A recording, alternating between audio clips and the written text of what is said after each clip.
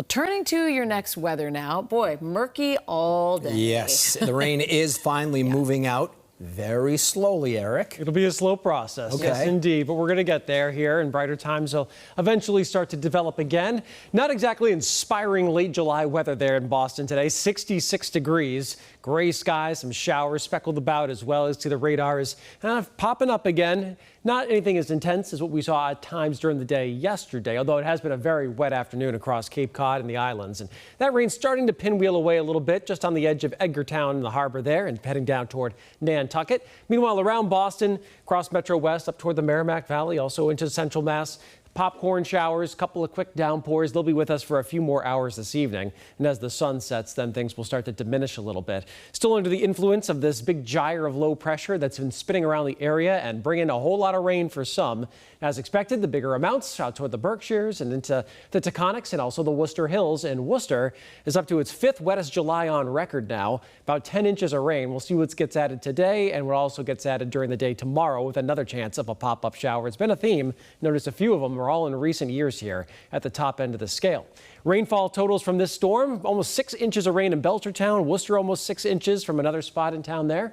Ashburnham over 5.5. Same story in Hubbardston, over 5 in Princeton, over 4 inches in Westminster. Lesser amounts to the east, but still, Boston will end up with its first wetter than average month in almost a year. You have to go back to October of last year to get a wetter than average month in Boston. So we've got a surplus, if you will, and definitely a big old dent in some of the drought conditions. This July is kind of changed the script on the dry weather.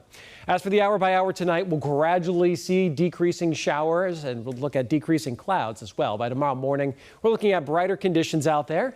We'll see some clouds start to pop up again during the day. In the afternoon into the early evening, a few more quick showers or a downpour will be possible. And then as the sun sets, those will diminish. So not a completely dry day, but a brighter day and a warmer day as we get back to around 80 and not much wind is expected tomorrow. Here's a look at the highs for finally Friday, last Friday of July, around 80 for the inland spots and mostly 70s if you're right by the water. So the beach weather will be a little bit more doable tomorrow. We'll get a little bit more sunshine out there.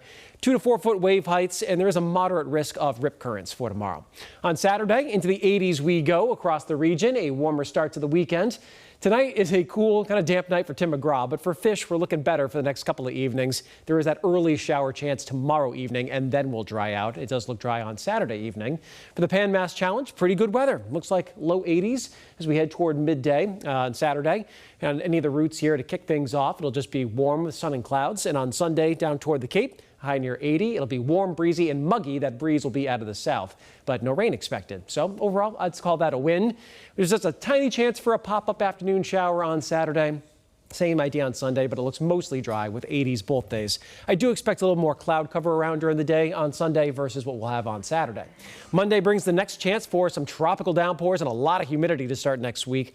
And then it looks a little bit drier after that for the rest of next week. All right, sounds good. Thank you, Eric.